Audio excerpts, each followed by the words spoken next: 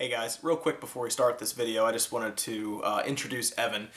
When I started this channel, like I said, early at the beginning of this month, I didn't think it would turn into what it has, and I'm very grateful, like I said, but to continue the vision I now have for this channel, which is to be, like I said, a relatively interesting and diverse channel overall, I kind of wanted to bring in Evan. He's actually a really cool guy. He's someone I've known for a long time at this point. He actually was one of the other technicians at the store I worked at, where we would basically hang out and work on computers and hardware and motherboards and game consoles, all this stuff. And I talked to him the other day about it. He actually has a YouTube channel that's pretty small. He's a very talented artist who is basically doing art his whole life, went to school forever for it, and I asked if he wanted to do a few videos for the channel, and he asked if it would be okay if he did a Doctor Strange reaction and review and everything. And I said, you know what, that's fine. That's fine. I'm sure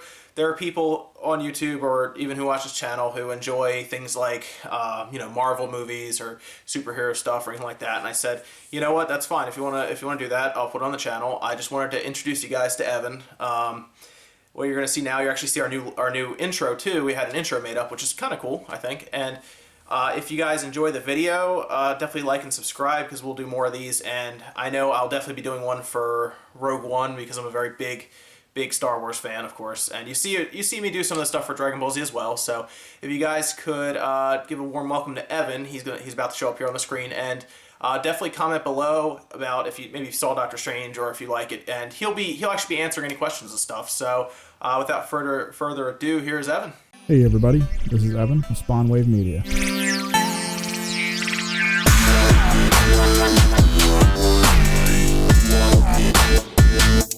So a couple days ago I decided to watch Doctor Strange. The reasons for going were actually twofold. I had someone I knew tell me it was an amazing movie. As well, Benedict Cumberbatch, I think, is a pretty cool actor.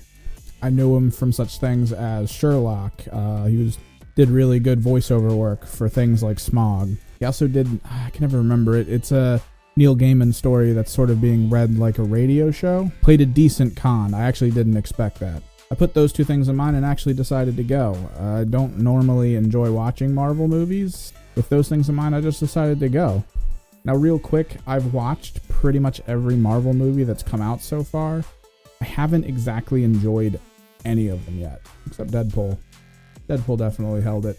But that's like one out of a handful of otherwise just bland movies. So, Doctor Strange, it's more the occult side of Marvel Comics. That was really interesting to me because I'm actually a huge fan of characters like Constantine, and I'm actually really sad that show only made it one season. So to see the Marvel side of that world, kind of interesting. I decided to go see the strictly 2D version, the non-wear these glasses and feel uncomfortable kind. Mostly because I went to go see Civil War. I saw it in 3D, and didn't know why I watched it in 3D. It was kind of pointless. With Doctor Strange, it was more the opposite, but I think that was actually a detriment to this movie. I feel like this is the kind of movie that existed long in the past when 3D was more of a new thing, and you had to wear the red and the blue or red and green glasses to achieve that effect. Because almost everything about the movie, short of somebody playing with a paddle ball and flicking it at the actual screen, it just felt like they designed the entire movie around needing to see it in true 3D. Getting dragged through the multiverse, all the spells and magic and explosions. It felt like I really missed out by deciding against 3D. But, I mean, that actually speaks badly for the movie. I don't feel like a movie should entirely exist around the concept that the 3D is the part of it that should be thought of as one of the better bits.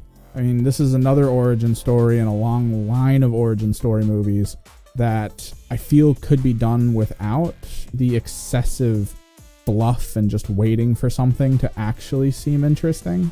But that was really what this movie just felt like. I was waiting, and I had to watch Inception 2.0 for a while before it actually got anywhere.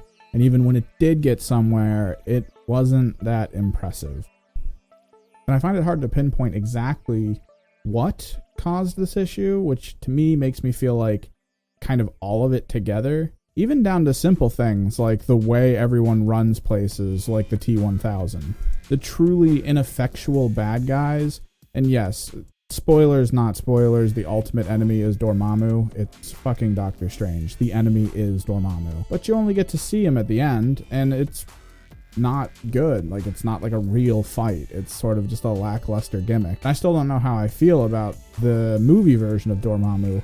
I get that they felt a little bit more open to possibilities for interesting things that he could be, since when you limit it to a comic book page, you can't really show what they showed in the movie, but they decided that he would look best as a person with their face in a wind tunnel. I don't know, it felt more goofy to me than impressive or scary. And to my understanding, they did hit on a lot of points in a bunch of different comic books about Doctor Strange. The astral projection during him being operated on, a couple other moments throughout the whole story that kind of weaved into this one great homage to the comics, but separate. But whereas a movie like Deadpool stood alone, I think Doctor Strange kind of suffered under the weight of having to have certain elements in it and to not exactly go into an extreme route for the Doctor Strange story, to leave it open for the upcoming Infinity War and everything that we've got going on. Specifically, I believe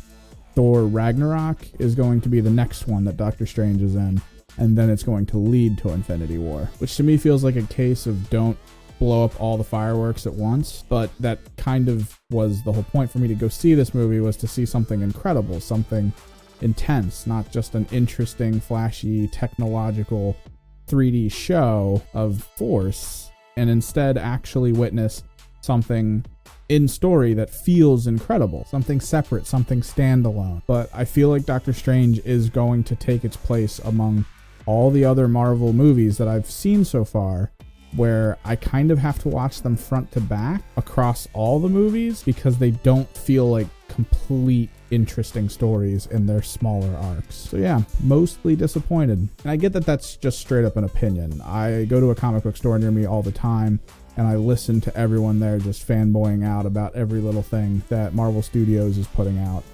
And I get it. People enjoy that. But I feel like even if I attempted to lower my expectations going in, I wasn't going to get much more than just a colorful light show. It's kind of disappointing because Benedict Cumberbatch, perfect for the role of Doctor Strange. Fantastic. But because every Marvel movie needs a running hidden joke and some minor gimmicks and some kind of pointless, forcedly human interactions between characters, it just fell apart. But in the end, I do think it serves Marvel Studios' purpose. It's just showing you a character who is going to show up in a couple other movies, and they don't want the people who have lived under a comic book free rock for the past many decades.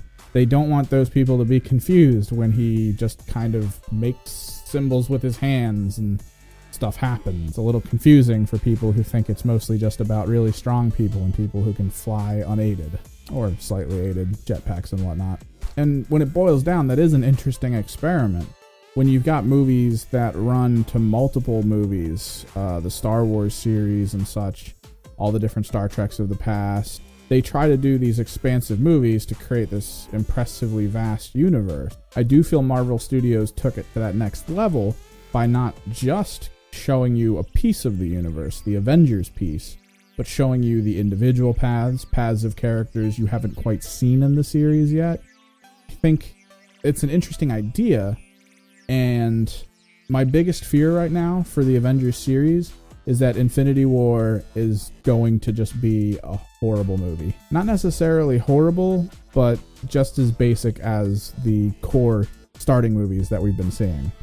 Because it's going to be hard to have as much of a build-up as they've been putting into it to have some kind of mediocre 2.5, maybe even just 1.5 hour movies coming out. Oh god, that would suck.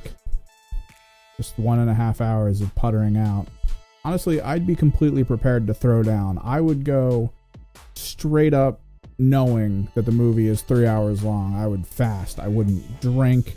I wouldn't do anything. I would just go to watch it for 3 solid hours. I would Titanic that bitch just so that we could fit everything that I think all of us really want in this story to be incredible. Because if it's just Thanos kind of swatting people around until all of a sudden, we beat him, it's going to be a shitty hour and a half. that's enough rambling out of me. Real quick, I'm also someone who's been working on a lot of assets for Spawnwave Media.